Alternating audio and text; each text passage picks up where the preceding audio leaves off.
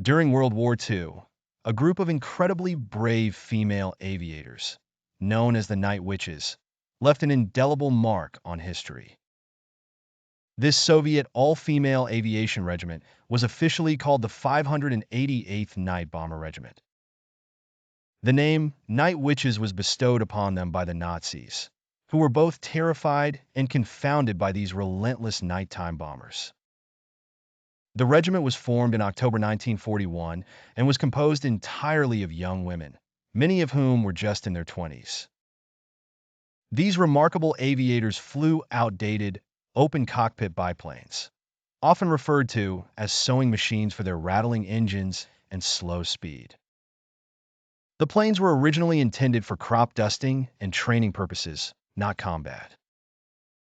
Despite this, the women of the 588th Regiment managed to become one of the most highly decorated units of the Soviet Air Force. Their primary tactic was to execute nocturnal bombing raids. Under the cover of darkness, they would glide close to the ground to avoid detection, cut their engines, and drop their bombs. The silence that accompanied their approach earned them the eerie moniker Night Witches, as the Germans believed they swooped down like witches on broomsticks.